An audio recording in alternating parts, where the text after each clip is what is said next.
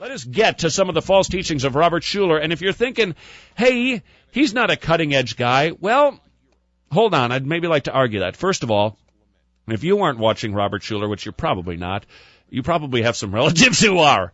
But more than that, Robert Schuller, if we listen to him, and we're going to be listening to him a little bit later in the program, we're going to actually listen to a sermon of his. And I, in fairness to Robert, actually found one where he preaches about the crucifixion. Sort of. He talks about the movie The Passion of the Christ. And we'll hear it. So, but at least it should be his best, because we could go to Robert Schuller's sermons, how to be a positive thinker. If you can dream it, you can do it. Or if you can scheme it, you can dream it. You can be the man of La Mancha, whatever. All of his humanist battle cries that he normally didn't go for one of the easy ones. That would be a layup. No, we went for the hard one today, where he actually preaches a little bit about the cross. Or does he? And that's going to be the point of this program today. How subtle a bad message can be.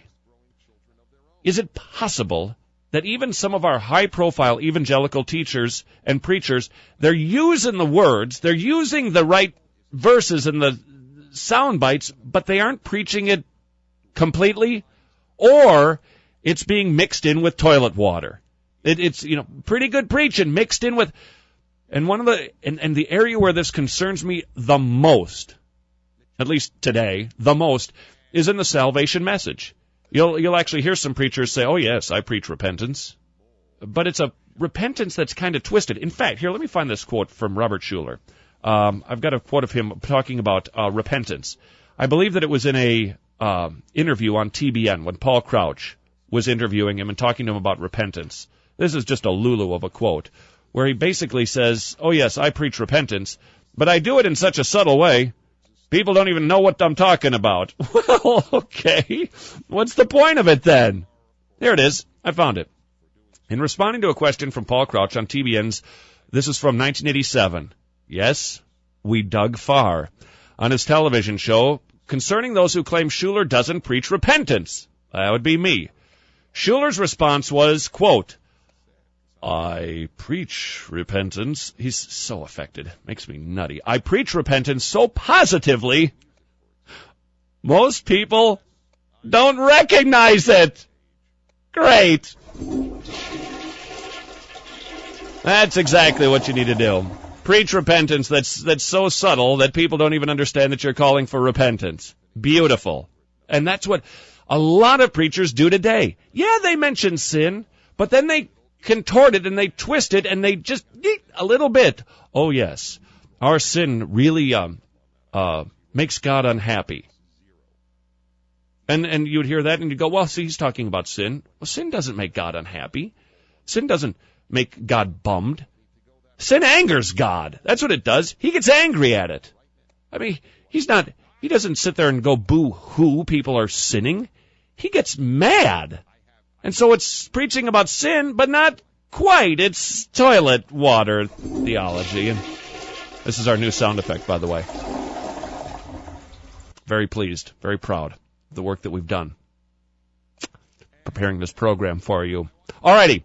When we return, we're going to jump into Robert Schuller and his false teaching. We're going to listen to his sermon. We found Naomi Judd. Naomi Judd. Naomi Judd was one of his special guests on the day that he preached about the cross, sort of. And I thought, I haven't listened to it yet, but it should be interesting because I've actually spent some time with Naomi Judd, and I can tell you just exactly what type of Christian she isn't. And we'll listen to her testimony on Robert Schuller, and then we'll see if we can apply this to some of the modern-day preaching that is going on in churches today. The subtle little... Robert Schuller's blatant. But nonetheless, it's weaved its way into even some of our good churches where there's a little bit of self-esteem, a little bit of self-love, a little bit of watering down in repentance, a little bit of a tweaking on sin, a little bit of a tweak on pride. It's False Teacher Tuesday. AM 980 KKMS More, Spirited Talk Radio. Talk the Walk on AM 980 KKMS More, Spirited Talk Radio, talking about today's false teacher, Robert Schuller, still extremely popular, and his son continues to carry the mantle. Robert H., I don't know if Daddy's H. Schuller or whatever, but he's got now Robert Jr., same affected style, same dramatic presentation, same pausing, Non-gospel. Non-gospel. The man does not preach a Jesus Christ that will save, because you'll never hear about true sin and repentance, and you'll never hear about the cross. And the reason I'm bringing him up today is so that we can hear how that is even filtered in a more subtle but nonetheless destructive way into our evangelical churches. He does indeed get to say, I've had an influence on the evangelical community, and I don't think it's been the greatest. Linda, I understand you have a Robert Schuller story. Yes, and it's kind of ironic that you were flushing the toilet because it's a toilet story. Oh, good. It was kind of the last flush, so to speak. We used to attend there. We lived there, and both of our kids were baptized there. And they did a remodel all over the campus at one point. We walked into the bathroom, and there must have been, this was just a women's bathroom, and it was very utilitarian as far as it was just adjacent to the cathedral itself. The toilets were like black onyx. The plumbing was a shiny gold, probably, I don't know, it looked like sparkling gold, and there was black granite everywhere. And I thought, this bathroom is nicer than any part of my house, and if they have money to spend on bathrooms, yet we never hear, we heard a lot of name dropping during the services. We went there for some time, but in the whole scope of Southern California, it was kind of like better than not going to church. Sure. But did he ever drop the name of, say, Jesus Christ? As an adjunct. Yeah, exactly. You'll like this. I forgot I had these books because I was just using them for decoration because they were so pretty. Yeah. But if it's going to be, it's up to me. Oh, sure. And some of the chapters are, how he rhymes.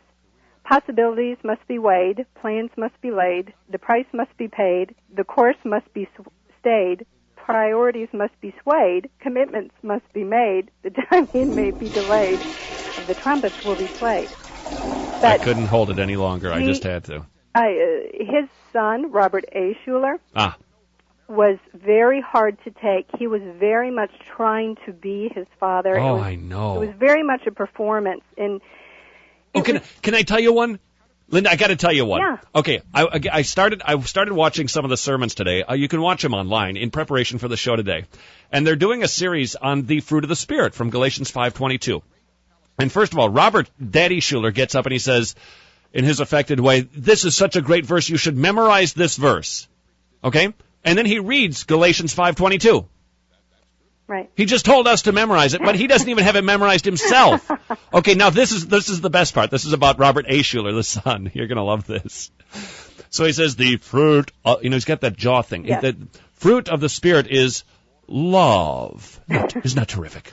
Joy. Fantastic. Peace. Yep. Now hold on, I'm doing the whole impression for you. Patience. And now he's not reading it. Gentleness. Kindness, goodness, faithfulness. And then he was done. First of all, he mixed up the order. Second of all, he forgot self-control. But so he doesn't even have it memorized correctly. Right. And I thought, okay, it's just the one time, Todd, lighten up and give the man a break. He was nervous. So then I watch him preach another one. And he goofed them up again, forgot self-control again, and did them in the wrong order. Now this is my favorite part. On the screen, Linda, they actually print up Galatians 5:22, and instead of doing it in the order that it's written in the Bible, they were doing it in the order that he was saying it so he wouldn't look like a dodo. Yeah, it was behind the scenes. You see the cameras, and it's very swayed. And my favorite memory, not a God memory, but they were trying to give Robert A. Schuller the 30-second sign. Wrap it up. Literally, wrap it up. Yeah. And he kept ignoring them. And so the guy stood there, and we watched him with the sign stand there. And he kept going long. And so the sign started moving, like to get his attention. And then the sign started being, he was flailing it around. Wrap it! He was just so enamored with himself. But again, it was that's a not shame. God-centered. It was truly, and you mentioned, it was a man-centered theology. Yeah. And it was what made you feel good. Quite a show. Yeah, it was very much a show. Quite a show. Linda, thank you very much for the toilet report from California and Robert Schuller.